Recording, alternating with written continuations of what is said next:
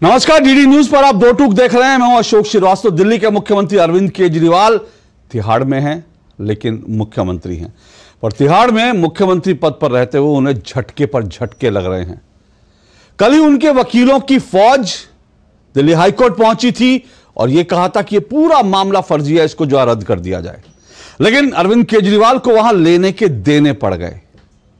Court ने कुछ कुछ ऐसी टिप्पणियां की जिससे साफ तौर पर संदेश यह है कि अरविंद केजरीवाल के खिलाफ ईडी ने जो सबूत पेश किए हैं वो पुख्ता हैं और यह मामला भी बड़ा पुख्ता है।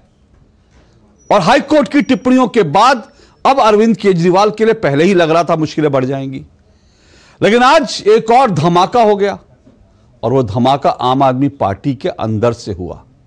इससे पहले जो धमाके हो रहे थे बाहर से हो रहे थे, लेकिन अब आम आदमी पार्टी के अंदर से धमाके शुरू हो गए। अरविंद केजरीवाल के सहयोगी और दिल्ली के समाज कल्याण मंत्री राजकुमार आनंद ने आज आम आदमी पार्टी से इस्तीफा दे दिया। और राजकुमार आनंद ने इस्तीफा देते समय जो कुछ कहा उससे मैसेज यही जा रहा है कि अब शराब घोटाले के आरोप में फंसी आम आदमी पार्टी के अंदर जो लोग बैठे हैं उनको भी कहीं ना कहीं जो है वो घुटन महसूस हो रही है। क्या कार्यकर्ता ये महसूस कर रहे हैं कि हम एक गलत ट्रैप में फंस गए? क्या आम आदमी पार्टी अरविंद केजरीवाल के सहयोगी ये महसूस कर रहे हैं कि हम तो इस काम के लिए आए ही नहीं थे जहां पर हम आकर फंस गए हैं? यह सवाल राजकुमार आनंद के इस्तीफे से सामने आ गया है, क्योंकि राजकुमार आनंद ने कहा कि इस काम के लिए तो हम नहीं आए थे, हम तो भ्रष्टाचार हटाने के लिए आए थे। लेकिन आज जो भ्रष्टाचार हटाने आए थे वो खुद भ्रष्टाचार के आरोपों में घिरे हुए हैं। और अरविंद केजरीवाल जो राजनीति बदलने आए थे आज वो खुद बदले बदले नजर आ रहे हैं। दो टूक में आज इसी पर चर्चा होगी और आज का मेरा विषय इस्तीफा बवाल, घिर गए केजरीवाल। जी हां, इस्तीफा बवाल, घिर गए केजरीवाल, इसी पर चर्चा होगी। इससे पहले राजकुमार आनंद ने इस्तीफा छोड़ देते हुए क्या कहा और उसका रिएक्शन जो है आम आदमी पार्टी और बीजेपी में किस तरह से हुआ, और साथ साथ इसके साथ ही आपको यह भी दिखाता हूं कि अरविंद केजरीवाल किस तरह से आज बदले बदले नजर आते हैं। जो राजनीति बदलने आए थे आज वो किस हद तक बदल गए हैं, इसका भी एक छोटा सा आपको ट्रेलर देखना चाहिए। देखिए जरा।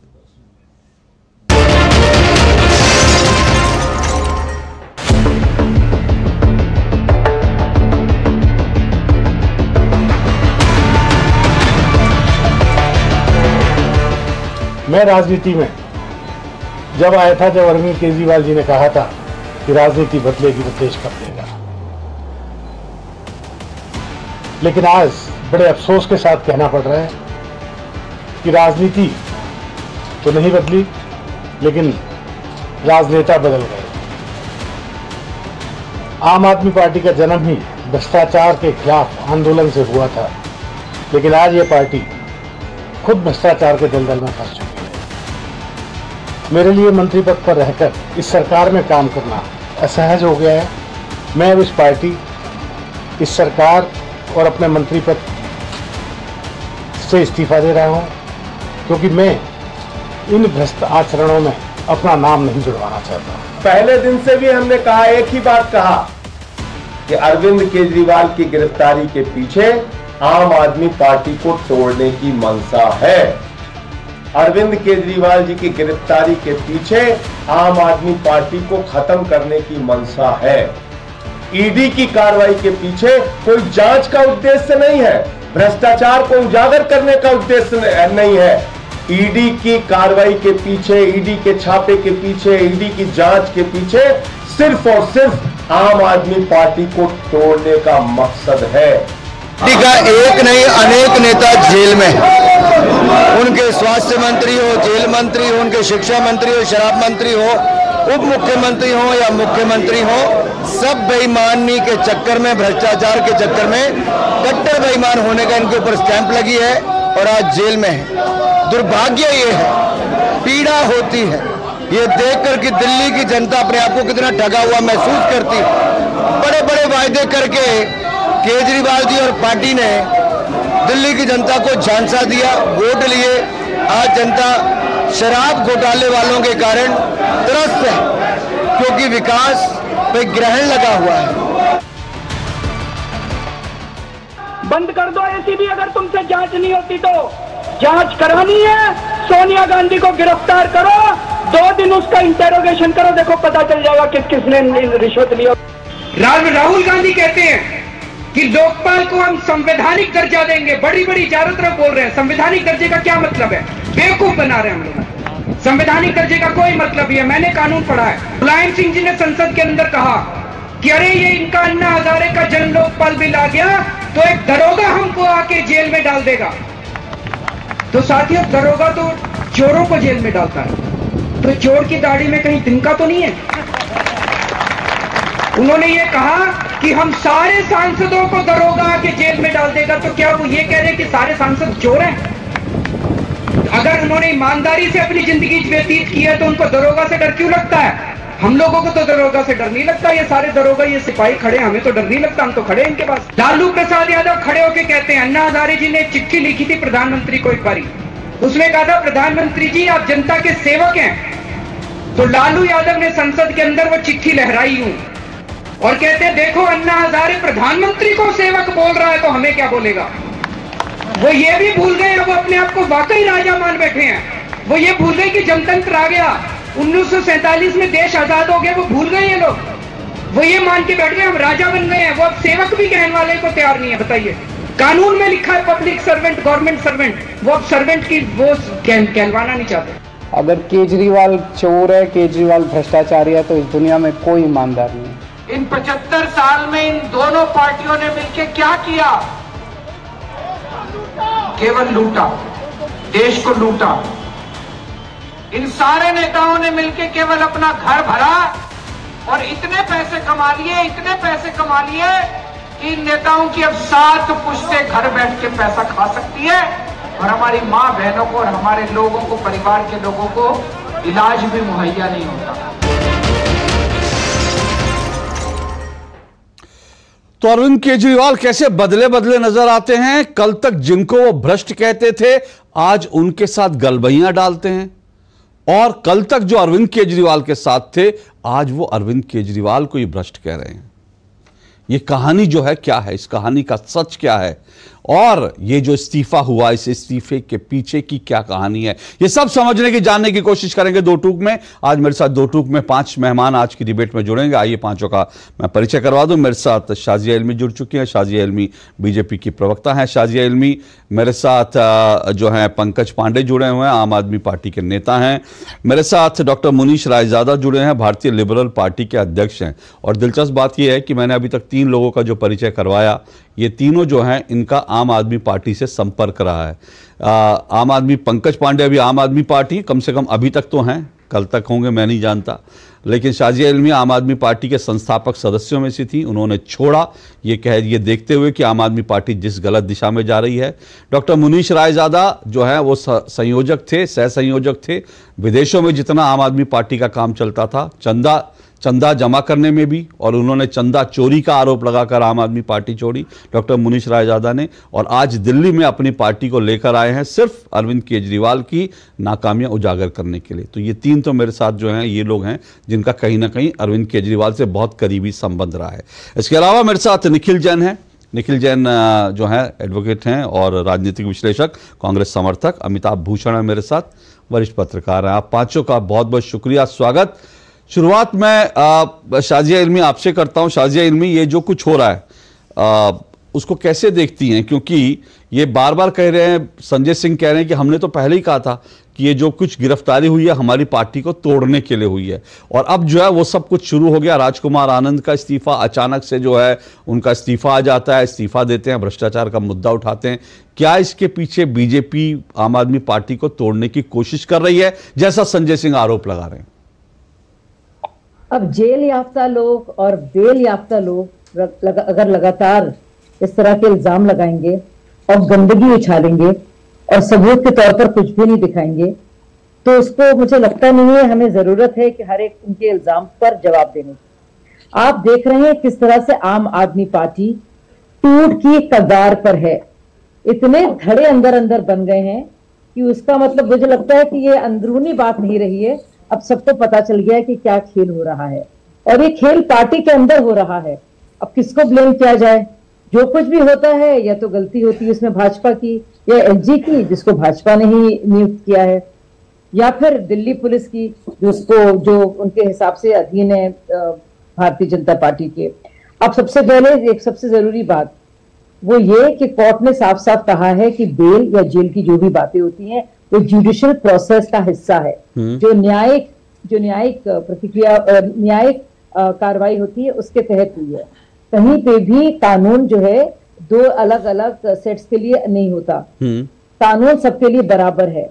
और ये भी साफ कहा गया है कि ना तो ईडी ना सीबीआई किसी को बेल देती है ना अरेस्ट ऑर्डर्स देती है। तो ये तो एक बात साफ हो गई है। अब दूसरी बात जो लगातार कही जा रही है वो ये कि भाजपा तोड़ने की कोशिश कर रही है। आप लोगों को याद होगा जब मनीष सिसोदिया की 1.5 साल पहले गिरफ्तारी और पूछताछ हो रही थी, उन्होंने ऑपरेशन लोटस का जिक्र किया। इसके बाद कई बार इसकी बात हुई, और अभी तो आतिशी जी भी बोल के गई कि इनको 50 करोड़ रुपए देना कोई चाह रहा था भाजपा से। लेकिन कौन था भैया, कैसा वो भूत था, कोई असली इंसान था या कुछ ख्याल था उनका, या किसी क्या उसका नाम पता क्या था, किसी को मालूम नहीं। जब ईसी ने नोटिस भेजा, क्या बोलती है आतिशी जी, ये भाजपा करा रही है। तो देखिए जो सियासी दलीलों को बार बार दिया जाता है और कोर्ट ने भी, और जिस तरह से हाईकोर्ट ने फटकारा है और बहुत ही तल्ख टिप्पणी की है कि भाई आप सियासी दलील ना कीजिए। मैं भी कहूंगी, मैं भी यही कहना चाहूंगी कि सियासी दलीलें जो लगातार दी जा रही हैं, सियासी बहाने, अब उनके लोग खुद टूट के जा रहे हैं। और मैं आपको बता दूं पूरी तरह से यहाँ पे कोहराम मचा हुआ है पार्टी के अंदर। मैंने खुद बात की है, पुराने हमारे साथी उनमें से कई हैं, और इतने धड़े हैं और इतनी ज्यादा इस वक्त पॉलिटिक्स अंदर चल रही है कि आप सोच भी नहीं सकते। इतनी पॉलिटिक्स देश में चल रही होगी जितनी इस वक्त आम आदमी पार्टी के अंदर चल रही है। ठीक है, क्या संजय सिंह खा जाएंगे? सवाल नंबर 1, क्या संजय सिंह खा जाएंगे पूरी पार्टी को, या फिर अरविंद, राघव और दुर्गेश को सामने रखकर बचा पाएंगे? क्यों आतिशी राघव और दुर्गेश का नाम ले रही हैं? क्यों मनीष के जो पावर सेंटर है यानी कि सौरभ भारद्वाज और आतिशी जी, क्यों किस तरह से हड़पने की कोशिश कर रहे हैं, लेकिन संजय सिंह बाहर आकर वो नाकाम कर रहे हैं?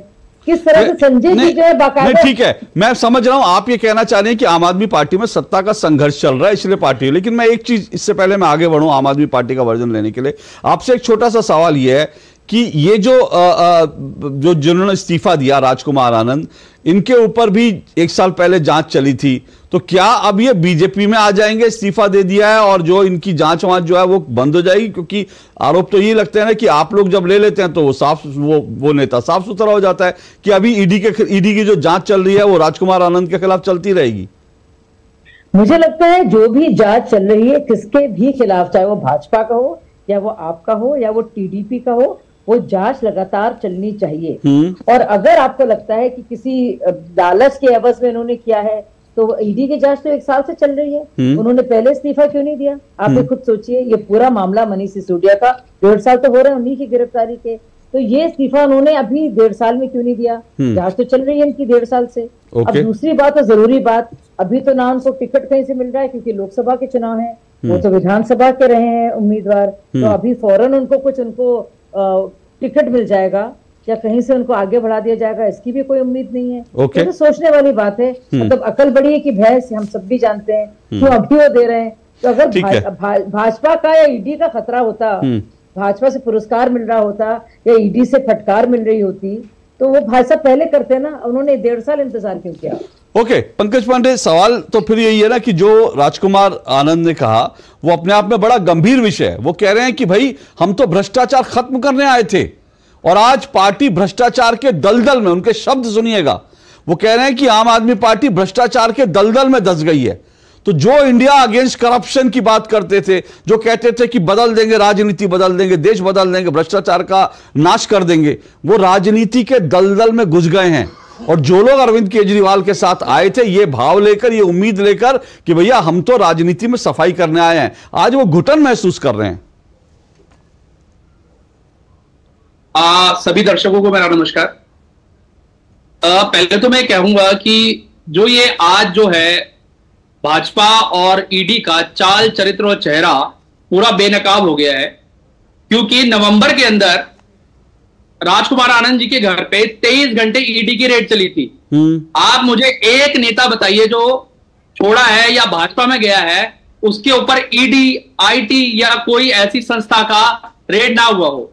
मुझे एक नेता का नाम आप बताइए। मैं बता देता हूं सर। हमारी बहन अभी नहीं, अच्छा ठीक है, आप अपनी बात पूरी कर लीजिए, लेकिन आपने सवाल गलत उठा दिया। ऐसे कई नेता हैं जो हाल फिलहाल बीजेपी में गए हैं और उनके ऊपर ईडी और सीबीआई का कोई केस नहीं है, लेकिन आप बोलिए। सर मैं भी आपको एक दो चीजें दिखाऊंगा जिससे पता चल जाएगा कि जो आज भी हुआ है ना उसमें भाजपा का बहुत बड़ा हाथ है। हाँ, आप जरूर वो बताइए। हाँ बिल्कुल बताइए। अब जैसे हमारी बहन ने कहा कि टूट हुई है, तो सर अभी हम आपसे कह रहे थे ये लड़ाई हमें भी पता था कि बहुत लंबी है। हमें राजकुमार आनंद जी से पूरी सहानुभूति है। एक पारिवारिक आदमी जिसके बीवी है, बच्चे हैं, उसको अगर डराया जाएगा तो एक तो लिमिट होगी जहां उसकी स्ट्रेच होके वो खत्म हो जाएगी, जहां पे जाके एक इंसान जो है ना वो टूट जाता है। और मैं कह रहा हूं आप उनसे क्या उम्मीद कर रहे थे कि लिखी हुई एक जो स्क्रिप्ट थी वो उन्होंने मीडिया के आगे आगे पढ़ दी जो उनको पीछे से आके दी गई थी।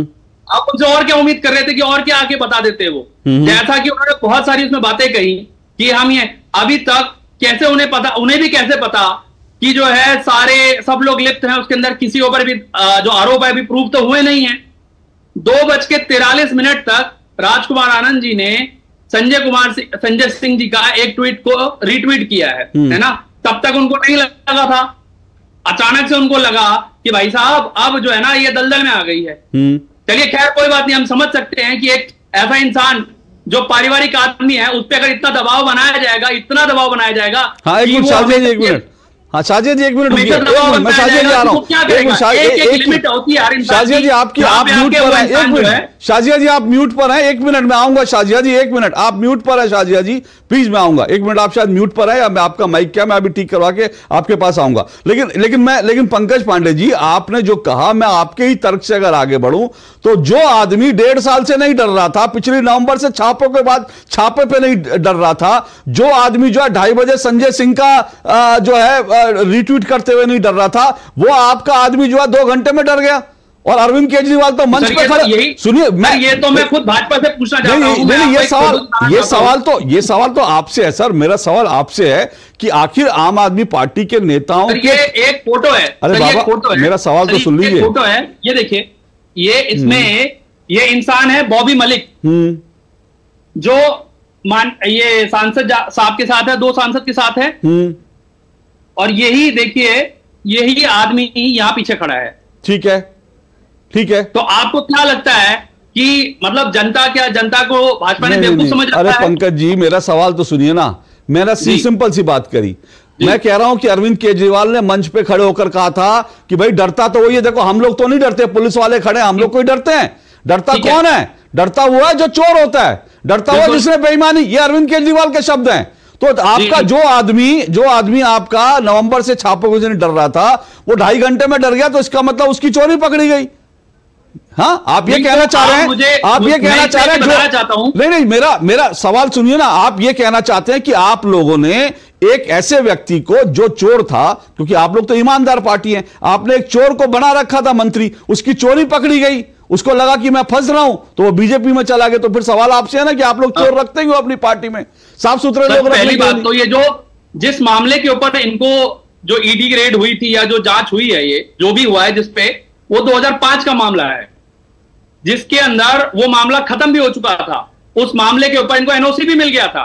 उस मामले को रीओपन करके ईडी की रेड डलवा कर उस इंसान को परेशान किया जाएगा, तो वो क्या कहेगा? अच्छा। आप मुझे बताइए। हर इंसान जो है ना हमें, लेकिन वो अगर डर गए हैं तो वो देखिए लड़ाई बहुत लंबी है। हमको पता था जिस दिन से ये लोग सम्मन भेज रहे थे, हमें पहले ही पता था कि भाजपा जो है अरविंद केजरीवाल, माननीय केजरीवाल जी के लोकप्रियता से इतनी डर गई है कि उनके पास और कोई तरीका नहीं है। दिल्ली में उनके पास कोई चेहरा नहीं है। कभी कोई चेहरा, एक बार उनको मौका मिला था दिल्ली के अंदर अपना मुख्यमंत्री चुनने का, तो सिर्फ वो भी 3 लोगों ने मिलकर चलाई, वो भी नहीं चला पाई और आज तक कभी आए नहीं है दिल्ली में।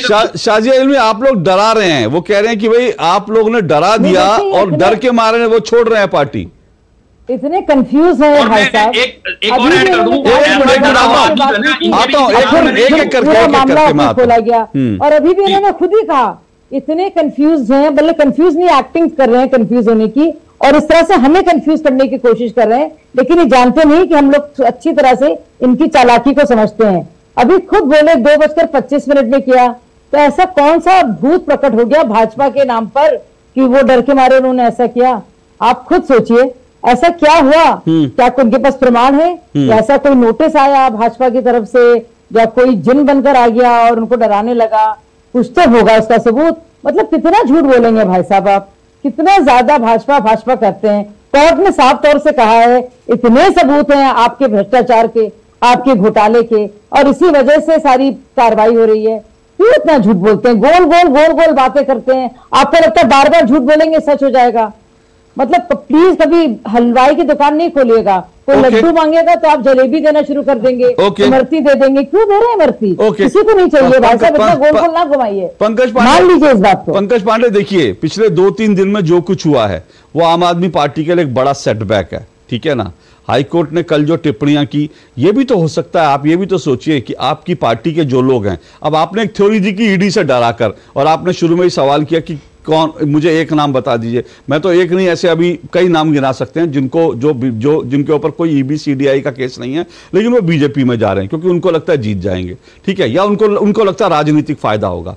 अब जहां तक आपकी पार्टी की बात है, भाई आज लग रहा था, कल तक लग रहा था कि शायद ये मामला जो है ये फैब्रिकेटेड मामला है।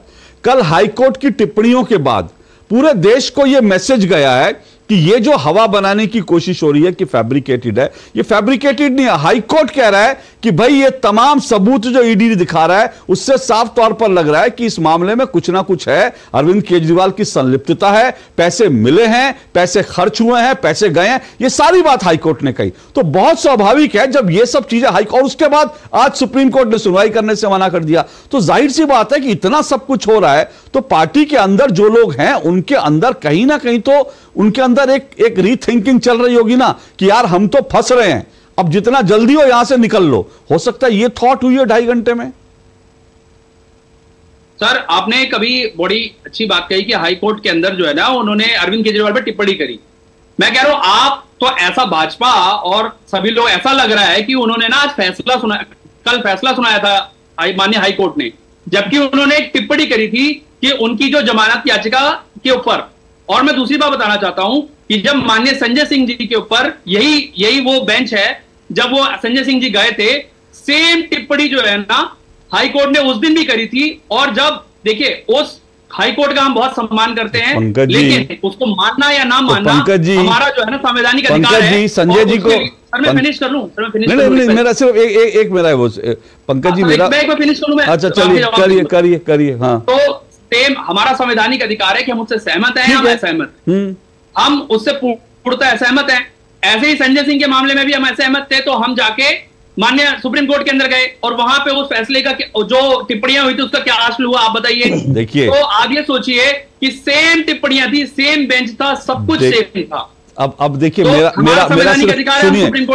मैं फिर एक बात कह रहा हूं, देखिए ये घोटाला हुआ नहीं हुआ, घोटाले में कितने पैसे हुए, केजरीवाल की क्या भूमिका थी, मनीष सिसोदिया की, इन सब के लिए अभी हमें लंबी कानूनी प्रक्रिया का इंतजार करना पड़ेगा। लेकिन अभी क्या हो रहा है, अभी आप लोग भी एक परसेप्शन की लड़ाई लड़ रहे हैं और बीजेपी भी एक परसेप्शन की लड़ाई लड़ रही है। अभी ये पूरी की पूरी लड़ाई परसेप्शन की है और जो कुछ हो रहा है वो परसेप्शन के बेस पे हो रहा है। दिक्कत क्या है, जब आप कह रहे हैं कि अभी ये कोर्ट का फैसला नहीं है, लेकिन कोर्ट ने जब, और संजय सिंह की बात पर आप कह रहे हैं, तो संजय सिंह के मामले भी कोर्ट ने कोई फैसला नहीं सुना, उनको बेल मिली है।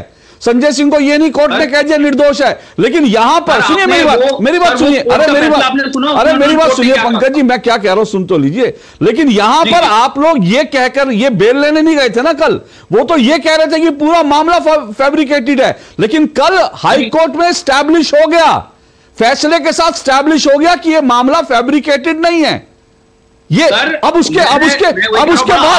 बाद फैब्रिकेटेड नहीं है, अब उसके बाद कितना सच है कितना झूठ है वो चीज आगे जाएगी तो पता चलेगा। लेकिन पहली नजर में कोर्ट ने कह दिया कि भाई ईडी के पास पुख्ता सबूत हैं, तो फिर सर पहली नजर में माननीय संजय सिंह के मामले में भी हाईकोर्ट सेम बेंच ने यही कहा था, सुप्रीम कोर्ट के अंदर जाके वो कहा चला कि मैं आपको कोट करना चाहूंगा सर, बोलिए। कोर्ट ने यह कहा कि क्या आप सेक्शन 45 के अंदर आप आर्ग्यू करेंगे, तो उन्होंने कहा जी अगर आप आर्ग्यू करेंगे तो हमें फैसला देना पड़ेगा। ईडी ने कहा कि हम इसमें आर्ग्यू नहीं करेंगे। ठीक है सर, और उसमें क्या हुआ, उनको संजय सिंह जी को उन्होंने सुप्रीम कोर्ट ने बोला कि हम जमानत देते हैं, आप 6 महीने तक बिना एक भी 98 रुपए मिले, कोई मनी ट्रेल मिले, आप 6 महीने तक किसी भी को भी नहीं रख सकते हैं, जबकि आपको उसके लिए सबूत देने पड़ेंगे। मैंने कहा ईडी को आर्ग्यू करना चाहिए था ना उसमें, और ईडी ने कल आर्ग्यू किया उसमें। आप संजय सिंह का पिछले हफ्ते हुए बात कर रहे, ईडी के कल आर्ग्यू की बात क्यों नहीं कर रहे? कल आप उन आर्ग्यूमेंट की बात क्यों नहीं कर रहे जो आर्ग्यूमेंट आपने रखे, जिनकी जो चिंदे उड़ गए?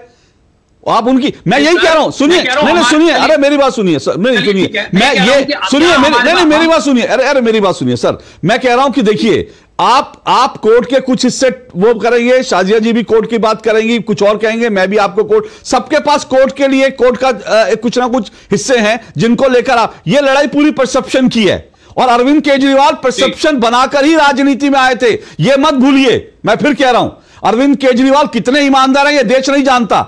अरविंद केजरीवाल के ऊपर कोई थर्मामीटर नहीं था। अरविंद केजरीवाल किसी ईमानदारी की मशीन से नहीं गुजरे थे। अरविंद केजरीवाल ने पूरे देश को परसेप्शन दिया था कि इस देश की सभी राजनीतिक पार्टियां भ्रष्ट हैं। उन्होंने परसेप्शन दिया था कि सोनिया गांधी सबसे बड़ी चोर हैं। उन्होंने परसेप्शन दिया था कि प्रणब मुखर्जी जो आज हमारे बीच में नहीं है वो सबसे बड़े चोर हैं। उन्होंने परसेप्शन दिया था कि कांग्रेस पार्टी और सबसे बड़े चोर हैं। उन्होंने परसेप्शन दिया था कि शरद पवार का स्विस बैंक अकाउंट उनके डिटेल उनके पास है। यह सब परसेप्शन की लड़ाई है, और परसेप्शन की लड़ाई के बेस पर ही अरविंद केजरीवाल दिल्ली के मुख्यमंत्री बन गए। और आज परसेप्शन की लड़ाई यह है कि अरविंद केजरीवाल खुद भ्रष्टाचार के आरोपों में है, उनको हाई कोर्ट से जो है बेल नहीं मिल रही है, उनका मामला फंस गया है, उनके साथी उनका साथ छोड़ रहे हैं यह कहकर कि हम इसलिए नहीं आए थे, हम भ्रष्टाचार। यह पूरी परसेप्शन की लड़ाई है, और इस परसेप्शन की लड़ाई में अरविंद केजरीवाल फंस गए हैं। मैं यही कह रहा हूं, मैं अभी फिर कह रहा हूं, कोर्ट के ऊपर क्या होगा, कोर्ट के ऊपर मेरी कोई टिप्पणी नहीं है। कोर्ट के ऊपर हमारा कोई हक है, ना पंकज पांडे का है,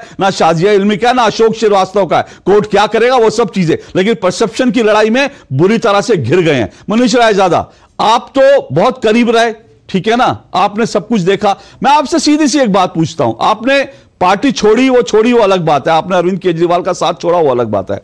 जब पहली बार आपको यह खबर मिली कि अरविंद केजरीवाल को गिरफ्तार कर लिया गया है, जिन अरविंद केजरीवाल के साथ आपने ईमानदारी की कसमें खाई थी, आपको विश्वास हुआ था कि अरविंद केजरीवाल जैसा व्यक्ति, जिनको कहते हैं कि भाई दुनिया में सब भ्रष्ट हो सकते हैं, केजरीवाल भ्रष्ट नहीं हो सकते, आपका पहला रिएक्शन क्या था? हमारा पहला रिएक्शन ये था, हम तो कई सालों से, पिछले 8-9 सालों से लगातार आइडियोलॉजिकल बैटल लड़ रहे हैं आम आदमी पार्टी के खिलाफ। हमने कहा जब आप सत्ता में आते जितेंद्र तोमर की डिग्री को, फर्जी डिग्री को, आप कौन है ये कहने वाले कि मैंने डिग्री देख ली है और ये ठीक है, उसके बाद जैसे इन्होंने चंदा की लिस्ट लाई, हमने कहा ये बेसिक फंडामेंटल प्रिंसिपल जो आम आदमी पार्टी का, उससे आपने खिलवाड़ किया। और उसके बाद जिस प्रकार से इन्होंने इंटरनल लोकपाल को भी डिसमेंटल किया, हाई कमांड कल्चर खत्म करने के नाम पे जिस प्रकार से उन्होंने पार्टी पे कब्जा किया। एक कानून था आम आदमी पार्टी में कि एक व्यक्ति 2 वक्त से ज्यादा टर्म्स कोई नहीं, एक मनीष जी आपको इसलिए रोक रहा हूं, देखिए मैं इसलिए कह रहा हूं, आप इन बातों को अगर आगे रखेंगे मैं आपको रोकूंगा, इसलिए रखूंगा। इस वक्त बड़ा सवाल क्या है, देखिए अरविंद केजरीवाल एक डिक्टेटर माइंडसेट के हैं, ये उनके साथ छोड़ने वाले सभी लोग हैं। शाजिया ने आज छोड़ा, आपने छोड़ा, प्रशांत भूषण, उसके बाद आज उनके साथी रहे आशुतोष, उनके साथी रहे जो है योगेंद्र यादव, इन सब ने ये कहकर छोड़ा कि अरविंद केजरीवाल डिक्टेटर हैं, वो अपने अलावा किसी को, ये तो स्टैब्लिश है, ये पब्लिक परसेप्शन में है। मैं पूछ रहा हूं, जब आपको यह पता चला कि अरविंद केजरीवाल ने भैया 100 करोड़ रुपए लिए शराब घोटाले के नाम पर, और उसके नाम पर चुनाव लड़ रहे और पैसा जो है उनके घर के उनके मार्फत जा रहा है, आपको यकीन हुआ था कि भाई अरविंद केजरीवाल जैसा व्यक्ति जो है शराब घोटाले में पैसे का लेन देन कर सकता है? मेरा फिलहाल मूल सवाल मैं ये जानना चाह रहा हूं। जी अशोक जी, मुझे कोई आश्चर्य नहीं हुआ जब यह घोटाला लाइमलाइट में आया। और यहां भी ध्यान देने वाली बात है कि इस घोटाले की जो पहली नजर पड़ी थी वो दिल्ली के कैबिनेट सेक्रेटरी की पड़ी थी। उन्होंने एलजी के संज्ञान में लेके आए कि समथिंग लुक्स फिशी हियर, और उसके बाद जांच की गई। तो ये पॉलिटिकल मुद्दा था भी नहीं, और ये मुझे कोई आश्चर्य नहीं हुआ क्योंकि मैं इनका कंडक्ट और इनका व्यवहार पहले भी देख चुका था। यानी आपको कोई आपको हैरानी नहीं हुई, क्योंकि मनीष रायजादा कह रहे हैं उनका कंडक्ट व्यवहार पहले देख चुके थे, और उनके चंदा चोरी की चीजें भी आपने उजागर की थी, और इसलिए उनको जो है झटका नहीं लगा अरविंद केजरीवाल जब करप्शन के मामलों, तो ये जो अरविंद केजरीवाल के साथ रहे ना, वो लोग भी आज मानते हैं कि भाई शराब घोटाला हुआ होगा, अरविंद केजरीवाल ने सॉल्व। लेकिन फिर कह रहा हूं, ये तो अदालत में प्रूव होने वाली चीजें, अदालती लड़ाई अलग जगह। मैं आऊंगा निखिल जी और मेरे साथ अमिताभ भी हैं और शाजिया जी, आपको रिस्पॉन्ड के लिए आऊंगा, लेकिन मुझे एक छोटा सा ब्रेक लेना है। और ब्रेक से पहले आपको यह भी बता दूं कि दिल्ली की लड़ाई चल रही है देश में, और दिल्ली की लड़ाई बड़ी दिलचस्प होगी। अलग अलग तरह की बातें चल रही है। अरविंद केजरीवाल की गिरफ्तारी का दिल्ली की 7 सीटों पर क्या असर पड़ेगा? एक तरफ आम आदमी पार्टी यह दावा करती है कि भाई देखिए अरविंद केजरीवाल को गिरफ्तार कर लिया, अब जो है बड़ा मुश्किल होगा। लेकिन दूसरी तरफ लोग यह भी देख रहे हैं कि अरविंद केजरीवाल की गिरफ्तारी को लेकर सड़कों पर आम आदमी पार्टी का कोई बड़ा मूवमेंट नहीं दिख रहा। पार्टी के कार्यकर्ता जरूर दिख रहे हैं, लेकिन दिल्ली में लोग ये सोच रहे हो कि हां बड़ा खराब हो गया, गिरफ्तारी हो गई, वो सिंपैथी जो है फिलहाल नहीं दिख रही है। लेकिन दिल्ली की सीटों की जो लड़ाई है, हमारे यूट्यूब पर, डीडी न्यूज के यूट्यूब पर दिल्ली किसकी हमारा एक विशेष प्रोग्राम है, वो जरूर आप देखिएगा। उसमें आपको दिल्ली की जो धड़कन है उसके आपको कुछ कुछ सेंस मिलता रहेगा। और मैं लौट रहा हूं इस ब्रेक के बाद।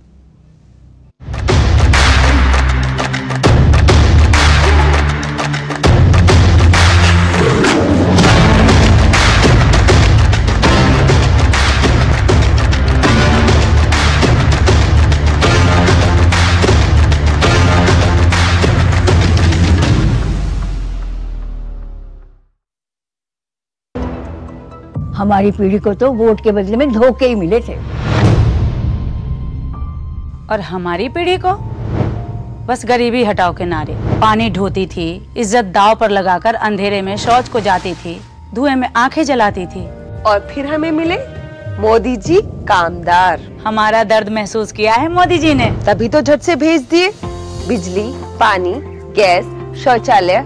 अब घर में बीमारियां कम हो गई है ना अम्मा? हाँ, दवा का खर्चा घटा है और ढेर सारा समय बचा है। हमारे जैसे करोड़ों निकले हैं गरीबी से बाहर। पर मम्मी भाभी, मोदी जी कहते हैं कि ये तो बस ट्रेलर है, आगे पूरे भारत से गरीबी हटाने की गारंटी है मोदी जी की। और मोदी को जिताना हमारी गारंटी है। कमल का बटन दबाएं, भाजपा को जिताएं।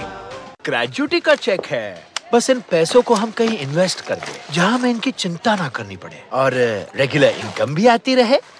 फिर बस तो फिर फिक्स्ड इनकम म्यूचुअल फंड्स में डाल दीजिए। म्यूचुअल फंड्स में डाल दीजिए ना। अरे पापा, फिक्स्ड इनकम म्यूचुअल फंड्स चुने हुए interest bearing company bond, government bond और मनी मार्केट में पैसा डालते हैं, इक्विटी मार्केट में नहीं। और सिस्टमैटिक विड्रॉल प्लान के जरिए आपको on the dot fixed amount भी मिलती रहेगी। म्यूचुअल फंड्स में फिक्स्ड इनकम वाली बात सही है। म्यूचुअल फंड निवेश बाजार जोखिमों के अधीन है। योजना से जुड़े सभी दस्तावेजों को ध्यान से पढ़ें। तुम्हें पता है इन्वेस्टर्स के लिए एक इन्वेस्टर प्रोटेक्शन फंड होता है, IPF। लेकिन अगर तुम्हारा ट्रेड एक्सचेंज पर एग्जीक्यूट नहीं हुआ या फिर कोई गारंटीड रिटर्न्स वाली स्कीम है, तो ये IPF आपकी मदद नहीं कर सकता है। और अगर आपका ब्रोकर ही डिफॉल्टर बन जाए तो फिर IPF आपको कॉम्पेंसेशन दिला सकता है। कहां से सीखा? NSE की साइट पर।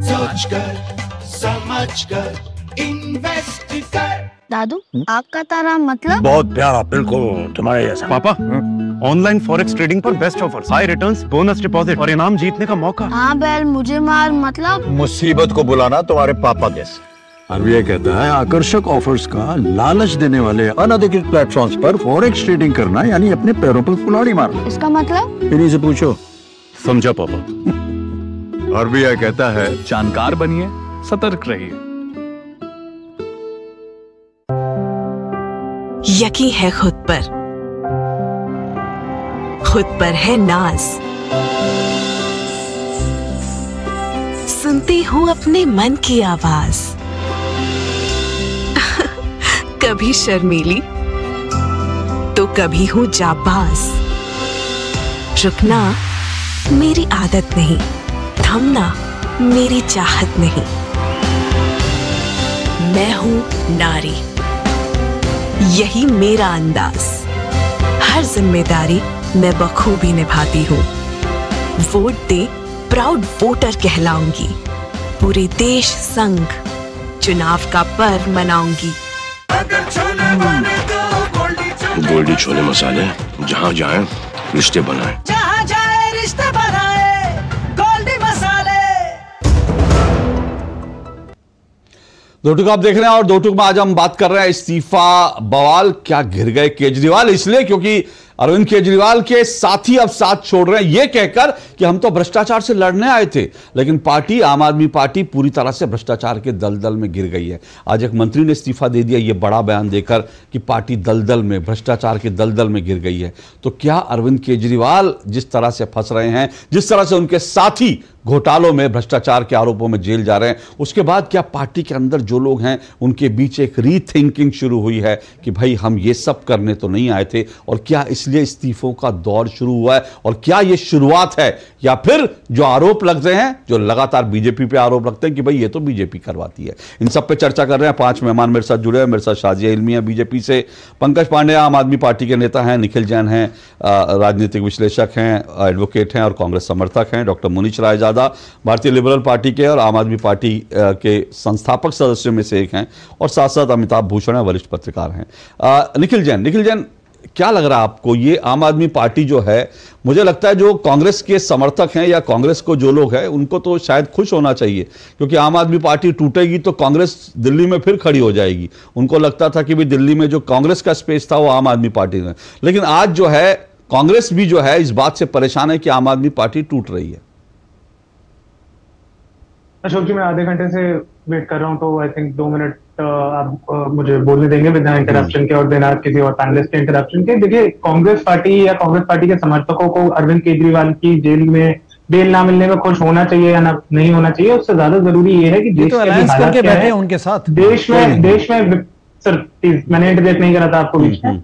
देश के हालत आज की डेट में क्या है, देश के विपक्ष कहां पर खड़ा है। मैं एक चीज, शायद न्यूज आइटम कई चैनलों पे नहीं दिखाई जा सकी किसी कारणवश, दिलीप रे करके एक भारत सरकार के मंत्री होते थे जिन्होंने 1999 में एक कोल ब्लॉक एलोकेशन में एक स्कैम किया था। ऐसा मैं नहीं कह रहा हूं, ऐसा अदालत ने उन्हें कॉन्विक्ट करा है, उन्हें अपराधी पाया है पूरा न्यायिक जांच होने के बाद। अब उन्होंने हाईकोर्ट में जाके बोला कि मुझे इलेक्शन लड़ना है और अगर आपने मेरा कन्विक्शन नहीं रोका तो मैं इस अपॉर्चुनिटी से हाथ धो बैठूंगा, क्योंकि मेरे को लोकसभा में जाना है या मुझे विधानसभा में जाना है। दिल्ली हाईकोर्ट ने बहुत ही न्याय और करुणा का प्रदर्शन करते हुए ऑर्डर में साफ साफ ये लिखा कि हम मेरिट में नहीं जा रहे हैं, हम ये नहीं देख रहे हैं कि ट्रायल कोर्ट का निर्णय सही है या गलत है, लेकिन हाँ, क्योंकि इनका नुकसान हो जाएगा इसलिए हम ट्रायल कोर्ट के ऑर्डर को स्टे कर देते हैं। अब ये किसने दी जजमेंट? ये दी न्यायमूर्ति जस्टिस स्वर्णकांता शर्मा ने। इस जजमेंट के एक ही दिन बाद बीजेपी लीडर्स का बयान आ गया कि उन्हें उड़ीसा विधानसभा में इन्हीं दिलीप रे को, इनकी coal block convicted scam accused एक करप्ट मिनिस्टर को वोट टिकट देने वाले हैं उड़ीसा विधानसभा में। और इन्हीं के पास जब अरविंद केजरीवाल जाते हैं और कहते हैं कि मेरे खिलाफ कोई प्रूफ नहीं है, आप मेरा कन्विक्शन बंद करिए क्योंकि मैं दिल्ली का मुख्यमंत्री हूं, तो कहती है देखिए ये पॉलिटिकल चीजों से मुझे कोई मतलब नहीं है, आप चुनावबाजी जो मर्जी करें, लेकिन ईडी का आप पे आरोप है तो आपको वो बर्दाश्त करना पड़ेगा। और आखिरी चीज, सेक्शन 45, एक बार मैं सेक्शन 45 धारा 45 पीएमएलए की एक चीज छोटी सी पढ़ देना चाहता हूं आपके दर्शकों के लिए। Notwithstanding anything contained in CRPC, no person accused of an offence shall be released on bail or on his bond. No person shall be released on bail unless the court is satisfied that there are reasonable grounds for believing that he is not guilty of such offence and that he is not likely to commit any offence while on bail. Hindi अनुवाद अगर मैं इसका करूं तो section 45 धारा 45 PMLA में साफ साफ लिखा है कि बेल उसी को मिलेगी जब कोर्ट ये मान ले, कोर्ट के सामने ये साबित हो जाए कि इस व्यक्ति ने ये जो नहीं करा है। बेसिकली इसमें बेल नहीं मिल सकती जब तक ईडी अपोज कर रहा है। ईडी ने अपोज नहीं करा तो बेल मिल जाएगी जैसे संजय सिंह को मिली है, लेकिन उसके अलावा आपको बेसिकली बेल लेने के लिए कोर्ट में अपने आप को बेगुनाह साबित करना पड़ेगा। अमूमन आमतौर पे क्या होता है कि जो प्रोसिक्यूशन होती है, सरकार और पुलिस होती है, उसे साबित करना होता है कि मैंने कोई अपराध करा है। यहां पर मुझे साबित करना है कि मैंने कोई अपराध नहीं करा। ठीक है, बर्डन ऑफ प्रूफ मेरे पे है, अजम्पशन ऑफ गिल्ट है कि माना जाएगा कि मैं अपराधी हूं। और तो और नॉर्मल केस में एफआईआर की कॉपी मुझे मिल जाती है, यहां पर क्योंकि एफआईआर नहीं होती, ईसीआईआर होती है, तो मुझे वो भी नहीं मिलेगी। मुझे ये भी नहीं पता कि मेरे ऊपर चार्ज क्या है, पर मैं अपने आप को इनोसेंट प्रूव करूं तब मुझे बेल मिलेगी। तो शाजिया जी, आप अगर अरविंद केजरीवाल किसी भी ईडी आरोपी के बारे में ये कहें कि ये बेल पे निकले लेता है, बेल पे ना निकलने वाले नेता है, वो इसलिए है क्योंकि आपकी सरकार ने कानून ऐसा बनाया है। और अब आप बोलेंगे उच्चतम न्यायालय ने इसे अपहोल्ड करा है। आखिरी बात, उच्चतम न्यायालय ने अपहोल्ड करा है, बहुत अच्छी बात। बने प्रवक्ता ने मुझे बोले जी, बहुत लंबा बोले, बहुत लंबा बोले, और जितनी बार घिसी पिटी बात सारे आम आदमी पार्टी के प्रवक्ता बोलते हैं। सबसे पहले तो पढ़ लीजिए पीएमएलए एक्ट के बारे में, 2002 के बारे में, देखिए पी चिदम्बरम जी का इसमें क्या रोल रहा है, देखिए एफएटीएफ के बैकग्राउंड में उन्होंने क्यों इस धाराओं का इंक्लूड किया, और देखिए किस तरह से इस बात को लेकर सुप्रीम कोर्ट में मामला गया, तो क्या तर्क रहा है यूपीए का और उनके वकीलों का, पहले समझ लीजिए, तब आपको पता चलेगा कि भाजपा नहीं, यूपीए, पी चिदम्बरम ने पीएमएलए एक्ट में इस जिसको कहा जाता है ड्रकोनियन क्लॉज को का इस्तेमाल किया है और कहा है कि जरूरी है, तो बुनियादी चीजें। दूसरी और जरूरी बात, बाकायदा कोर्ट ने कहा है, कोर्ट ने कहा है, दिल्ली हाई कोर्ट ने कहा है अरविंद केजरीवाल के संदर्भ में कि कानून पूरी तरह से बराबर है, और जो अप्रूवल को बेल दी जाती है वो अप्रूवर को बेल जुडिशियल प्रोसेस है, वो बेल ईडी या सीबीआई नहीं देती। तो किसको अप्रूवर बनाया जाएगा और अप्रूवर के भी बयान को किस तरह से कोरॉबरेट किया जाए, यानी कि पूरे जितना भी घटनाक्रम रहा है, जो भी एविडेंस है उसको उसकी पड़ताल करके कहा जाएगा। तो ये जो कहा जा रहा है कि वे 2 अप्रूवर के बेसिस पर ये है, किसी ने 60 करोड़ दिए हैं, वो 60 करोड़ दिए या 1000 करोड़ दे, लेकिन अगर उसके जो प्रमाण वो दे रहा है अगर वो कोरॉबरेट होते हैं, यानी कि मिलते जुलते हैं, और जो फोरेंसिक जो जांच हो रही है कि कौन किस वक्त कहां था, तो जाहिर सी बात है वो अपने आप में एविडेंस माना जाएगा। और जो भी जांच होती है, जैसे आपने कोलगेट का जिक्र किया, बहुत ही अच्छा एग्जाम्पल दिया, आप कोलगेट में देखिए क्या हुआ, क्योंकि जांच को माना गया था सही तरह से नहीं हुई थी, तो उसका अंजाम क्या हुआ। तो मुझे लगता है थोड़ा बहुत समझते निखिल जी बातों को ना, पीएमएलए एक्ट को, मैं एक चीज बोलूं, बार-बार वो रिपीट करने से पीएमएलए मतलब आपको क्या लगता है, आपके लिए नई बात है, बहुत से लोग जानते हैं, बहुत बुनियादी सी चीजें जो आप बता रहे हैं, मैं एक चीज और बोर कर रहे हैं, बल्कि मैं एक चीज मुझे एक टिप्पणी निखिल जी, आपने जो तमाम बातें रखी वो अपने हिसाब से, मैं फिर कह रहा हूं कि हम में से कोई भी इसकी किसी की हैसियत नहीं है कि हम कह दें कि हम अदालत है, हम साबित करेंगे, हम में से कोई जज नहीं है। वो अलग बात है कि अरविंद केजरीवाल जी ने खुद कह दिया था कि डिग्री मैं जांचूंगा क्योंकि उनको लगा कि सुप्रीम कोर्ट के जज वही हैं, लेकिन हम में से किसी की हैसियत नहीं है कि वो जज है। हैसियत होगी, जो जज होगा वो जरूर फैसला सुनाए, लेकिन कम से कम मैं एक रिक्वेस्ट अपने तमाम कि अदालतों के खिलाफ जो है वो इस तरह का माहौल ना बनाए तो अच्छा है। क्योंकि मेरे पास ना अभी एक ट्वीट आया है, और वो ट्वीट किसी और का नहीं, कांग्रेस के एक पूर्व सचिव रह चुके हैं, कांग्रेस की पत्रिका चलाते थे, उनका ट्वीट है, और उन्होंने ट्वीट पता क्या लिखा है, उन्होंने लिखा है भाजपा बनाम सुप्रीम कोर्ट का विमर्श गढ़ने का अनर्थ मत कीजिए। ये कांग्रेस के पूर्व सचिव, कांग्रेस की पत्रिका के संपादक लिख रहे हैं कि भाजपा बनाम सुप्रीम कोर्ट का विमर्श गढ़ने का अनर्थ मत कीजिए। तो हो क्या, नहीं मेरी बात सुनिए, मैं क्यों कह रहा हूं, क्योंकि नहीं मैं क्यों कह रहा हूं, आपने सुनिए, नहीं निखिल जी मेरी बात सुनिए, निखिल जी आपने मेरी बात सुनी नहीं, आपने मेरी बात सुनी नहीं, रिएक्ट करना शुरू कर दिया। आपने यहां पर बैठकर एक जज का फैसला सुनाते हुए यह साबित करने की कोशिश की कि फलाना मामले में जज साहब ने जो है न्याय कर दिया, अरविंद केजरीवाल के मामले में अन्याय कर दिया, और यह पॉलिटिकल आपको डिसीजन लगा। नहीं ना निखिल जी, नहीं मेरी बात सुनिए, नहीं मेरी बात सुनिए, दूसरी बात मेरी बात ना निखिल जी प्लीज मेरी बात सुनिए, निखिल जी मेरी बात ध्यान से सुनिए, दूसरी बात एक मिनट निखिल जी, अब मेरी बात ध्यान से सुनिए। दूसरी बात, ये जो गड़ी गड़ाई बात, ये जो बार बार आप ये लोग दोहराते हैं कि देखो पीएमएलए कोर्ट ऐसे है, साबित, ये हम सबको पता है, हम सब पिछले 6 महीने से 10 महीने सुन रहे हैं, लेकिन ये आप उसके साथ साथ ये बता दिया करो ना, जो आपने खुद ही किसी ने कमेंट किया कि अब आप अगला कहेंगे सुप्रीम कोर्ट। क्या सुप्रीम कोर्ट नहीं गए थे आप लोग इसको हटाने के लिए? लेकिन सुप्रीम कोर्ट ने, तो फिर आप बिल्कुल गए थे, तो फिर क्या हुआ? सुप्रीम कोर्ट का फैसला सुनाइए। जस्टिस खानविलकर ने कहा क्या कहा? गलत है, नहीं जस्टिस खानविलकर ने कहा कि जो उससे पहले की सुप्रीम कोर्ट की जजमेंट थी, इस पे पहले 2 जजेस की बेंच की, जस्टिस नरिमन और एक और जज की जजमेंट थी कि हाँ ये अमेंडमेंट गलत है, उस सुप्रीम कोर्ट की जजमेंट को ओवरटर्न करा गया जस्टिस खानविलकर द्वारा, और उन्होंने कहा कि हाँ, तो मतलब एक जज सही थे, एक जज गलत हो गए, आप ये कहना चाह रहे हैं? जो जज आपके खिलाफ फैसला दे दे, आपकी पिटीशन टर्न डाउन कर दे, वो गलत है, और बाकी जज जो आपके पक्ष में थे वो जज सही है। ये क्या नैरेटिव गढ़ रहे हैं निखिल जी? नहीं सर, क्या नैरेटिव गढ़ रहे हैं कि एक ने कह दिया था, एक ने, अरे एक मिनट मुझे, नहीं निखिल जी आप वकील हैं, निखिल जी आप वकील हैं, मुझे फाइनल वर्डिक्ट बताइए, फाइनल वर्डिक्ट बताइए। नहीं, जस्टिस खानविलकर कैसे? जस्टिस खानविलकर जस्टिस या जस्टिस मुझे, अरे भैया मुझे सिंपल सा, अरे हिंदी में पूछ रहा हूं, मैं हिंदी में पूछ रहा हूं, सुनिए मैं हिंदी में पूछ रहा हूं। अदालत का फाइनल वर्डिक्ट क्या था जब आप लोगों ने कहा कि ये नहीं निखिल जी, नहीं सीधा सीधा सवाल, बड़ा सिंपल सा सवाल।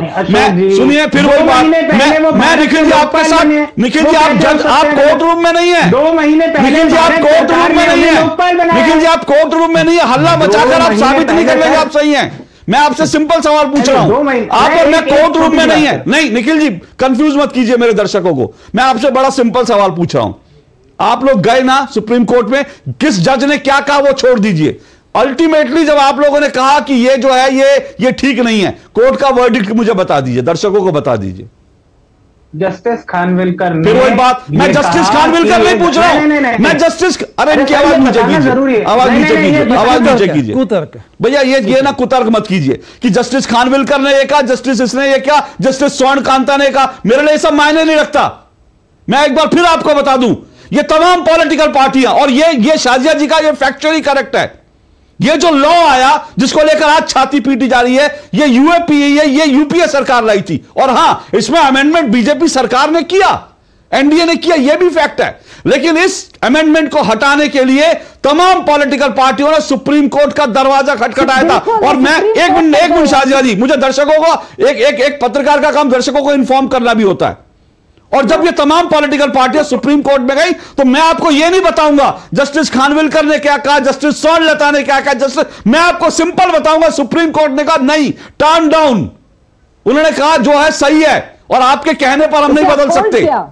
इसका मतलब क्या हुआ कि सुप्रीम कोर्ट ने माना कि उस कानून की जरूरत थी, और आज क्या निखिल जैन या अशोक श्रीवास्तव, पंकज पांडे सुप्रीम कोर्ट से ऊपर जाकर तय करेंगे कि इस देश में कानून क्या होंगे? हम में से किसी की हैसियत नहीं है। सुप्रीम कोर्ट ने कहा वो कानून सही है तो मैं मानता हूं सही है। जिस दिन आप सुप्रीम कोर्ट में साबित कर दोगे कि वो कानून गलत है, आप आइए, मैं आपके साथ खड़ा हूंगा। अमिताभ भूषण, ये लड़ाई जो है, देखिए जी मैं आखिरी में इस पूरे मसले पर, मैं कोर्ट की दहलीज में नहीं घुसूंगा, मैं इस मसले पर आता हूं, आज के मसले पर। इसके 2 हिस्से हैं अशोक जी। पहले हिस्से में मैं देख पा रहा हूं कि ये आम आदमी पार्टी के भीतर उस दौर के समाप्ति की मुनादी है जहां ये माना जाता था खाता न मही, जो केजरीवाल कहे वही सही। तो अब वो दौर बीत गया है, ये आज के स्थिति से साबित होता है। दूसरे हिस्से में जो आम आदमी पार्टी की तरफ से ये कहा जा रहा है कि अवसरवाद के कारण, भय के कारण, डर के कारण, तो ये तो केजरीवाल स्टाइल ऑफ पॉलिटिक्स जो है उसका सुखांत है केजरीवाल के लिए, और उनकी पार्टी के लिए दुखांत है। केजरीवाल जिस तरीके का प्रशिक्षण और पाठ्यक्रम आम आदमी पार्टी के भीतर लेकर आए, उसी को आधार मानते हो, उसमें दक्ष हो करके आज राजकुमार आनंद कह रहे हैं 10 करनी तो भोग नहीं कहता, तेरा तुझको अर्पण स्वामी क्या लागे मेरा। तो जो राजनीति केजरीवाल अब तक करते रहे हैं वही उनके साथी उनके साथ दोहरा रहे हैं, यही इस वक्त का सच है अशोक श्रीवास्तव जी। बिल्कुल, जो राजनीति करते रहे, पंकज पांडे रिस्पॉन्ड कीजिए, जो करते रहे अरविंद केजरीवाल वही देख रहे हैं। मैं निखिल जी आऊंगा इसके बाद आपको, लेकिन मैं कानून पर, जजों पर टिप्पणी मैं अपने शो में इजाजत नहीं दूंगा। आप लोग मेरिट पे बात करें, मैं फिर कह रहा हूं आपकी मेरी कोई हैसियत नहीं है कि हम किसी जज पर टिप्पणी कर सके, उसके फैसले पर। मैं मानता हूं देश की अदालतें जो है सर्वोच्च हैं और उनका सम्मान होना चाहिए। आप तो लॉयर हैं, आपको किसी चीज से एतराज है, आपको जरूर जाना चाहिए, कोर्ट में जाइए और वहां पर न्याय लेकर आइए, अपनी बात रखिए, मैं नहीं रोकूंगा। एक मिनट पंकज पांडे जी रिस्पॉन्ड कर दे, फिर आता हूं मैं। हाँ पंकज पांडे जी। सर आपने भी एक बात कही कि जस्टिस स्वर्णकांत शर्मा क्या कहती है मुझे फर्क नहीं पड़ता, मुझे खंडेकर क्या कहते हैं मुझे फर्क नहीं पड़ता। तो अगर फर्क नहीं पड़ता, उनकी बात की कोई वैल्यू नहीं है, तो ये शो की मुझे लगता है कोई जरूरत नहीं है फिर। अरे पंकज पांडे जी क्या बात कर रहे हैं? अगर उसे फर्क आपको नहीं पड़ता, अगर आपको उसे फर्क नहीं पड़ता, पांडे जी सुनिए, सुनिए मैंने क्या कहा, मैंने नहीं कहा कि आप इसको रिप्ले करके सुनिएगा। मुझे मालूम है मैंने ये बोला, मुझे मालूम है, लेकिन मैं आपको समझा देता हूं। मुझे नहीं पता था कि मुझे आपकी ट्यूशन लेनी पड़ेगी, समझाना पड़ेगा कि मैं आपकी ट्यूशन ले लेता हूं थोड़ी देर। मैंने ये कहा किसी जज का नाम लेकर फैसले से कोई मतलब नहीं है। कल हाई कोर्ट ने जो कहा मेरे लिए ये मायने नहीं है कौन जज बैठा था, मेरे लिए ये क्योंकि ये बात सुनिए मेरी बात, पूरी बात सुनिए। ये बात आपने शुरू करी कि उसी जज ने ये कह दिया था पहले, उसी जज ने, तो मेरे लिए ये मायने नहीं रखता कि जज कौन है कुर्सी पर। मेरे लिए मायने ये रखता है कि अगर कल जज ने कहा कि भैया ये फैसला जो है इस तरह का है और इसमें जो है साफ तौर पर संलिप्तता देखती है, तो मैं किसी जज का नाम नहीं लूंगा। और क्योंकि सुप्रीम कोर्ट के फैसले के संदर्भ में निखिल जी ने दो जज के अलग अलग फैसले गिनाने लगे। होता क्या इस देश में, मैं सिर्फ एक मिनट लूंगा उसके बाद में निखिल जी, होता क्या इस देश में कि 5 जजों की बेंच होती है, ठीक है। इस देश में नैरेटिव कैसे सेट किए जाते हैं, 5 जजों की बेंच होती है। 4 जज कहते हैं कि भैया ये चीज सही है, एक जज का फैसला जो है उसमें थोड़ा सा विरोधाभास होता है, तो हेडलाइन जो है उस एक जज का फैसला जो विरोधाभास होता है उसको हेडलाइन छापी जाती है कि फलाना जज ने कहा हम इससे सहमत नहीं है। 4 जज जो वहां बैठे थे, उन 4 जजों ने जो फैसला सुनाया, और जो कोर्ट की परंपरा है, जो देश की परंपरा है, डेमोक्रेसी की परंपरा है कि अगर बहुमत से 5 जजों में 4 जजों ने फैसला सुनाया तो कोर्ट का फैसला वो होता है। लेकिन अगर कोई बहुमत अलग फैसला होता है वो फैसला नहीं होता। लेकिन ये नैरेटिव की लड़ाई होती है, इस तरह से नैरेटिव गढ़े जाते हैं, फेक नैरेटिव गढ़े जाते हैं। तो इसीलिए इस फेक नैरेटिव को जस्टिस खानविलकर ने ये कहा था, फलाना ने ये कहा था, मेरे लिए कतई मायने नहीं रखता। मैं सुप्रीम कोर्ट के फैसले को सुप्रीम मानता हूं। जी बोलिए निखिल जी। हाँ बोलिए रिस्पॉन्ड कीजिए, फिर मैं निखिल जी के पास जाऊं। मैं ये नहीं कहना चाह रहा था कि आपको हमको ट्यूशन देने की कोई जरूरत नहीं, आप बहुत एक्सपीरियंस पत्रकार है और शायद बहुत ही ज्यादा सीनियर हैं। मैं सिर्फ ये कहना चाह रहा था कि क्या एक दिन की प्रोसीडिंग्स के ऊपर आप किसी को कसूरवार या बेकसूर बोल सकते हैं, कसूरवार कह सकते हैं? ठीक है। मैंने सिर्फ ये बात कहा कि एक मिनट उनकी बात पूरी हो जाए प्लीज। सेम सिनेरियो, सेम तरह का केस, सेम तरह की चीजें, जज साहब ने एक दिन ये बात कही, छोड़ दीजिए वो जज साहब कोई भी हो सकती है, वो माननीय मैं हाईकोर्ट बोलता हूं उनको, माननीय हाईकोर्ट ने ये बात कही, अगली बार जैसे ही सुप्रीम कोर्ट में गए वो बात वहां पे जाके बिल्कुल खत्म कर दी गई। ठीक है। सेम मामला अगले दिन अगले बात आता है, सेम टिप्पणी होती है, सेम टिप्पणी जब सुप्रीम कोर्ट में जाएगी उसका भी आजकल आपको पता है क्या होने वाला है। क्योंकि ऑलरेडी देखिए, जब भी कोई, हम भी इतना जानते हैं, जब भी कोई ऑर्डर लिखा जाता है या कोई बात की जाती है ना, तो जो पुराने जजेस ने अपने नहीं पंकज जी, पंकज जी एक छोटा सा इंटरवेंशन किया जाता है कि फैसला दिया था। पंकज जी एक छोटा सा इंटरवेंशन है, मैंने तो कहा ही नहीं कि दोषी कोई भी साबित कर सकता है एक दिन की उससे। दोषी तो हम किसी को अभी मान ही नहीं रहे। मैं तो बार बार कह रहा हूं, परसेप्शन की लड़ाई है अभी। ठीक है, वो भाजपा से सवाल पूछ लेंगे। मनीष रायजादा आप कुछ कहना चाह रहे थे, फिर मैं निखिल जी और शाजिया के पास आता हूं। जी अशोक जी, मैं ये कहना चाहता हूं कि जिस प्रकार से कल हाई कोर्ट ने टिप्पणी दी, उन्होंने कहा कि जजेस are not bound by politics. Second, उन्होंने कहा कि we are not concerned about political morality, we are concerned about constitutional morality. अगर देखिए, मुख्यमंत्री पद और गोपनीयता की शपथ लेते हैं, they are bound by constitution. अगर अरविंद केजरीवाल में थोड़ी बहुत भी नैतिकता होती, वो कल अपने पद से इस्तीफा दे देते। लेकिन आप ऑडेसिटी देखिए, उद्दंडता देखिए कि वो सुप्रीम कोर्ट पहुंच गए, क्योंकि उनकी जेब से तो पैसा जानेगा। He is just spending tax payers money and supreme court के दरवाजे ओके, चलिए एक छोटा सा ब्रेक लेता हूं। निखिल जी आपके पास आऊंगा। अल्टीमेटली अब ये लड़ाई, मैं फिर कह रहा हूं, अदालत में तो लंबी लड़ाई चलेगी, लेकिन चुनाव में परसेप्शन की लड़ाई है। क्या परसेप्शन की लड़ाई अब सब तरफ से खेली जा रही है? आऊंगा इस ब्रेक के बाद।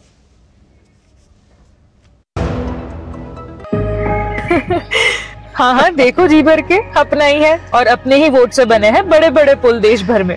हमारी लाइफ तो निकल गई बेटा, हमारे टाइम तो अटकाना, फटकाना, लटकाना यही कल्चर होता था। पर तुम लोगों के लिए बड़े काम करने वाला बैठा है। सिर्फ 10 साल की स्पीड देख लो, अटल सेतु से अटल टनल देख लो, चिनाब ब्रिज से बोगीबिल ब्रिज देख लो। और इतना करके भी मोदी जी कहते हैं ये तो अभी ट्रेलर है। हमारे सपने पूरा करने की गारंटी मोदी जी की, तो उनको जिताने की गारंटी किसकी? हम बाप बेटी की।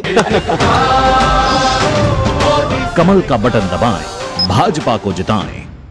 बेटा, इस साल का जो प्रॉफिट है वो इंटरेस्ट पे डाल देंगे, हर महीने ब्याज का पैसा आता रहेगा। अगर रेगुलर इनकम ही चाहिए तो आप वो पैसे फिक्स्ड इनकम फंड्स में डाल दो। वो क्या होता है? वो एक तरह के म्यूचुअल फंड्स है। म्यूचुअल फंड से भी कभी फिक्स्ड इनकम आता है क्या? फिक्स्ड इनकम म्यूचुअल फंड्स चुने हुए ब्याज देने वाली कंपनी बॉन्ड्स, गवर्नमेंट बॉन्ड्स और मनी मार्केट में इन्वेस्ट करते हैं, इक्विटी मार्केट में नहीं। सिस्टमैटिक विथड्रॉल प्लान से आपको on the dot fixed amount भी आता रहेगा। म्यूचुअल फंड में फिक्स्ड इनकम वाली बात सही है। म्यूचुअल फंड निवेश बाजार जोखिमों के अधीन है। योजना से जुड़े सभी दस्तावेजों को ध्यान से पढ़ें। तुझे तगड़ा इंसेंटिव मिला है, क्या प्लान है? सोच रहा हूँ गवर्नमेंट सिक्योरिटीज में इन्वेस्ट करूं। बिल्कुल सही सोच रहे हैं आप। अब गवर्नमेंट सिक्योरिटीज में इन्वेस्ट करना आसान हो गया है। पर कैसे? आरबीआई रिटेल डायरेक्ट स्कीम में बिना ब्रोकर के आप इन्वेस्ट कर सकते हैं और आपको आपकी पूंजी पर मिलेगी रिटर्न्स। आरबीआई पोर्टल पर जाइए, मुफ्त में अकाउंट खोलिए और अपने बैंक खाते से सीधे पैसे इन्वेस्ट कीजिए। सुरक्षित, आसान। रिटायरमेंट के बाद मैं भी यही इन्वेस्ट करूंगा। बहुत सही कह रहे हैं आप। आरबीआई कहता है जानकार बनिए, सतर्क रहिए। गोल्डी छोले मसाले, जहाँ जाए रिश्ते बनाए, जहाँ जाए रिश्ते बनाए, गोल्डी मसाले। Delivery boy has picked your order. अरे भाई पता है भूख लगी है, 30 मिनट का मैसेज नोटिफिकेशन आया था ना। मैसेज के सारे थोड़ी बैठ सकते हैं। कल आपने कुछ शेयर्स बेचे थे ना? हाँ, तो चेक किया? मैसेज आया तो था। सिर्फ मैसेज काफी नहीं है। आप शेयर मार्केट में कोई भी ट्रांजैक्शन करते हैं ना, तो स्टॉक एक्सचेंज से आए एसएमएस या ईमेल को अपने डीमैट अकाउंट और बैंक स्टेटमेंट के साथ भी टैली कीजिए। बेटा भूख में ना दिमाग बंद हो जाता है। सोचकर समझकर इन्वेस्ट कर। चलो दो टूक आप देख रहे हैं इस्तीफा बवाल, गिर गए केजरीवाल, इसी पे चर्चा कर रहे हैं। राजकुमार आनंद, एक मंत्री ने इस्तीफा दे दिया ये कहकर कि हम तो भ्रष्टाचार मिटाने आए थे, लेकिन आम आदमी पार्टी भ्रष्टाचार के दलदल में फंस गई है, इसी को लेकर चर्चा कर रहे हैं। लेकिन आनंद, क्या ये लड़ाई कानूनी लड़ाई अलग जगह, वो तो चलेगी, लंबी चलेगी, लेकिन क्या ये परसेप्शन की लड़ाई है? और अगर लड़ाई है, परसेप्शन की लड़ाई है, तो किस तरफ जा रही है? निखिल जैन। सॉरी, हाँ देखिए अशोक जी, परसेप्शन की लड़ाई जो भाजपा के समर्थन में है उनके लिए तो ये इस तरीके से देखा जाएगा कि देखिए केजरीवाल जेल में है, ये आरोपी होंगे, इसलिए इंडिया अलायंस, कांग्रेस पार्टी, ये सारे के सारे करप्ट हैं, वोट ना करें। लेकिन देश की जो बहुत सारी जनता है वो ये देख रही है कि किस तरीके से विपक्षी नेताओं को जेल के पीछे डाला जा रहा है, उनको चाहे जो भी कारण हो कि पीएमएलए का एक्ट ऐसा हो, कोर्ट वैसा हो, ये हो वो हो, लेकिन लोगों को अपराधी साबित करे बिना निर्वाचित मुख्यमंत्रियों को जेल के पीछे डाला जा रहा है। सबसे बड़ी विपक्षी पार्टी के को 3,500 करोड़ का टैक्स नोटिस दे दिया गया था, जिसको थैंकफुली कोर्ट ने उस पर रोक लगाई है। ये सारा परसेप्शन जनता को भी नजर आ रहा है। तो शायद इस बारी बहुत सारे लोग जो कांग्रेस को या आम आदमी पार्टी को वोट करेंगे, वो इसलिए नहीं करेंगे क्योंकि उनके राहुल गांधी से या अरविंद केजरीवाल से बहुत ज्यादा लगाव है, बट इसलिए करेंगे कि वो देश के लोकतंत्र को बचाना चाहेंगे। रही बात जो मैं पहले कह रहा था, आपको लगता है सिंपैथी वेव होगी इसको लेकर? आपको लगता है सिंपैथी वेव होगी? बिल्कुल हो सकती है। और रही बात जो मैं पहले कोर्ट को लेकर कहना चाह रहा था, एक चीज मैं आपके दर्शकों को साफ करना चाहता हूं, बतौर वकील मैं ये चीज कह रहा हूं, कोर्ट की आलोचना करना, कोर्ट के निर्णय की आलोचना करना कोर्ट की अवमानना नहीं होती। ये संवैधानिक अधिकार होता है नागरिकों का, वकीलों का दायित्व होता है। नहीं सुनिए, मैंने कहीं ये नहीं कहा कि संवैधानिक अधिकार है। मैं आपके संवैधानिक अधिकारों का हनन नहीं कर रहा हूं, लेकिन मैं कह रहा हूं कि जो मैं परसेप्शन की बात कर रहा हूं, मेरी डिबेट में यह परसेप्शन बनाने की कोशिश नहीं होनी चाहिए किसी के द्वारा कि फलाना कोर्ट ने, अदालत, एक जज ने तो सही फैसला दे दिया था लेकिन दूसरे वाले जज ने अटका दिया। मैं इस परसेप्शन के खिलाफ हूं, मैं इस परसेप्शन के खिलाफ हूं, क्योंकि परसेप्शन यही देने की कोशिश की जा रही थी कि फलाना जज ने तो सही कह दिया था लेकिन दूसरे जज ने फंसा दिया। ये परसेप्शन नहीं अशोक जी, मैं सिर्फ आपके दर्शकों को बताना चाह रहा था कि जब भी कोई न्यायिक मामला होता है तो ऐसा ये अमूमन तौर पर देखा जाता है कि निचली अदालत कुछ फैसला देती है, उच्चतम अदालत कुछ फैसला देती है। तो जानना जरूरी है कि पहले सुप्रीम कोर्ट के दो जजों के सवाल का जवाब दीजिए। मेरे पास समय बिल्कुल कम है। सर सुनिए, मेरे सवाल का जवाब दीजिए। मेरे सवाल का जवाब दीजिए, मेरे पास समय कम है, मेरे सवाल का जवाब दीजिए। आप लोगों की पिटीशन जो है वो रिजेक्ट हो गई है ना, पीएमएलए में परिवर्तन की, उसके बाद आप लोगों ने रिव्यू पिटीशन डाली। नहीं, पीएमएलए की जो परिवर्तन, पीएमएलए का जो ये कहा गया कि असंवैधानिक है, ये जो अमेंडमेंट्स करे गए हैं, ये पहले सुप्रीम कोर्ट के एक 2 जज के बेंच ने पिटीशन को माना। बाद में जब रिव्यू हुआ, नहीं आप कंफ्यूज कर रहे हैं अमिताभ जी। मैं सिर्फ एक ही बात कह रहा हूं, अभी वो संवैधानिक अधिकार, संवैधानिक, एक मिनट आवाज नीचे, संवैधानिक अधिकार सबके पास है। मुझे कोर्ट के फैसले में कोई डिबेट नहीं करनी, मुझे कोई डिबेट नहीं करनी कोर्ट के फैसले पर। मैं सिर्फ ये कह रहा हूं संवैधानिक अधिकार है उनका आलोचना करने का। उनका संवैधानिक अधिकार यह भी है कि जाके उसको चैलेंज कर दे, रिव्यू पिटीशन लगाए। आप रिव्यू पिटीशन नहीं लगाते, आप आलोचना करते हैं और टेलीविजन चैनल में यह माहौल बनाने की कोशिश करते हैं कि एक जज ने तो सही फैसला दे दिया था लेकिन दूसरे जज ने गलत। तो मुझे लगता है यह चीज इस देश में नहीं होनी चाहिए। मैं इसके खिलाफ बात कर रहा हूं। क्या मैं सेंस मेरी बात में दिखता है अमिताभ जी? कोर्ट ने भारत सरकार के आवाज नीचे रखिए प्लीज, आवाज नीचे रखिए। अब वो दर्शकों को बरगलाने की कोशिश कर रहे हैं। प्लीज निखिल जी, ये नहीं। अशोक जी मुझे लगता है कि हर किसी को पेशेवर ईमानदारी प्रदर्शित करना चाहिए। और अभी चर्चा हुआ दिलीप रे के मुकदमे का। दिलीप रे साहब को लोअर कोर्ट ने कन्विक्शन दिया था, उसको तो निखिल जी सही मान रहे हैं। उस पर जो स्टे हुआ उनके कन्विक्शन पर हाईकोर्ट से, वो गलत है। लेकिन ये भी परिस्थिति ये बताएंगे ना कि स्टे पर कन्विक्शन पर स्टे मांगने का राइट संविधान में है या नहीं है। निचली अदालत का फैसला वहां ऊपरी अदालत में अगर बदल गया या उस पर स्टे हो गया तो निखिल जी के हिसाब से वो गलत हो गया। जज साहिबा उसमें अपनी बहुत वात्सल्य और करुणा और पता नहीं क्या क्या दिखा दी। लेकिन इनके नेता के मामले में लोअर कोर्ट की बात वो कोई मतलब नहीं रखती है, हाईकोर्ट की बात कोई मतलब नहीं रखती है। सर्वोच्च न्यायालय में जो इनको सूट करता है वो रखा जाता है। तो सबसे पहली बात है कि चाहे सर्वोच्च न्यायालय हो, उच्च न्यायालय हो या फिर निचली अदालतें हो, सबके लिए प्रावधान है। दिलीप रे अगर कन्विक्टेड थे तो लोअर कोर्ट से कन्विक्टेड थे। लंबे अंतराल के बाद उनके पास ग्राउंड था, वो हाईकोर्ट में गए, कानून के दायरे में गए, कानून में परिस्थितियों का संज्ञान लेकर उसके कन्विक्शन को स्टे किया है, इकुटल नहीं दे दिया है। तो निखिल जी किसी भी चीज को विस्तार से और पूरा बताइए, केवल अपनी सुविधा के हिसाब से एक पार्ट बता के केजरीवाल को युग पुरुष आप साबित नहीं कर पाएंगे। ओके, मैं कह रहा हूं देखिए सीधी सी बात है, मैं कह रहा हूं अदालत ये पूरा मामला, मेरे पास समय बिल्कुल खत्म हो गया, मामला अभी अदालत में चल रहा है और हम में से कोई किसी को दोषी नहीं ठहरा सकता जब तक अदालतें दोषी ना ठहराएं।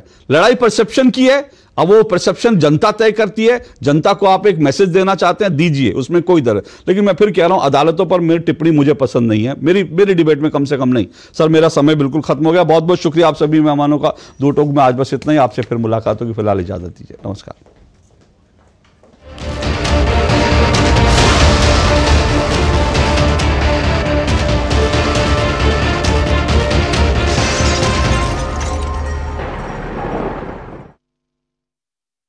Yeah.